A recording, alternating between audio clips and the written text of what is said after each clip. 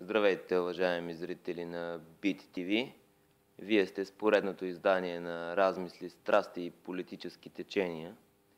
За да изкоментира последните събития в Република България, 6 месеца след началото на протеста Dance With Me и почти една година след първото си посещение при нас, сме поканили един млад, силно социално и политически ангажиран човек. Но преди да се обърнем към него, нека си припомним какво каза той при първото си посещение. Какви са вашите прогнози за управлението на следващото правителство?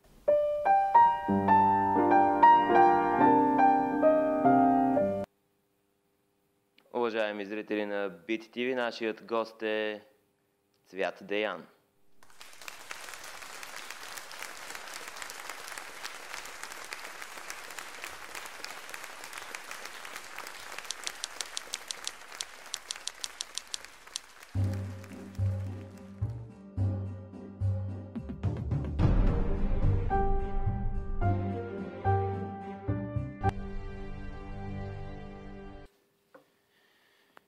Здравейте, Цвят Деян.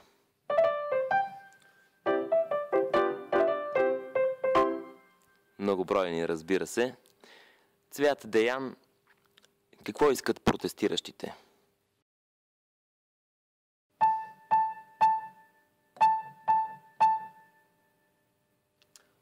Контрапротестиращите, те какво искат?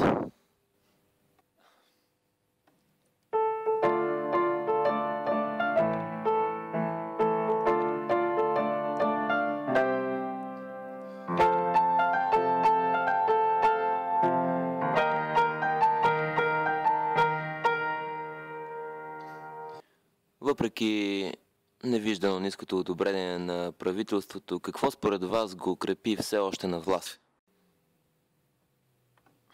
3 неща. Нека да ги чуем.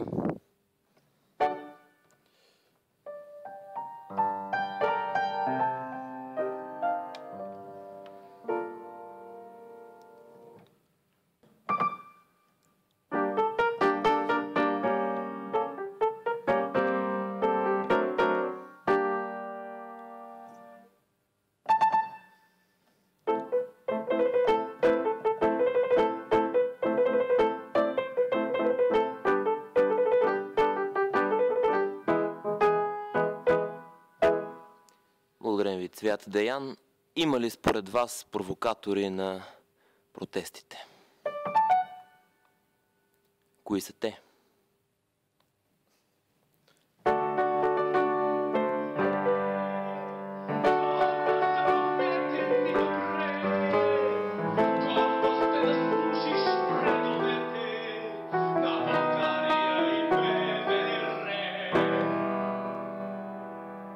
Цвят Деян, какъв е вашият съвет, който бихте дали на протестиращите?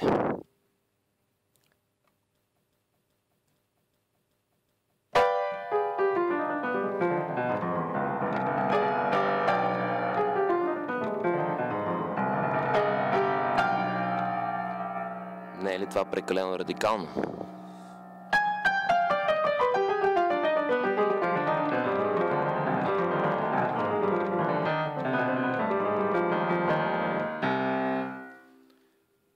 Цвят Деян, благодаря ви за отговорите, които ни дадохте. Моля ви сега за финал, нека да завършим с нещо малко по-оптимистично.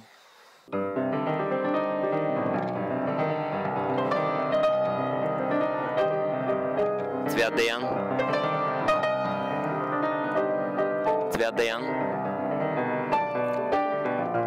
Цвят Деян.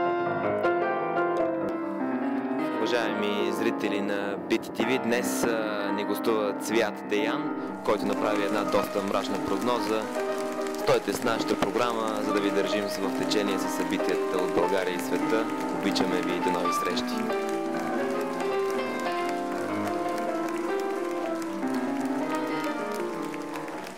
Цвят! Цвят! Шаник, се мисля, че на Цвят нещо остава. Цвят, какво става? Цвят!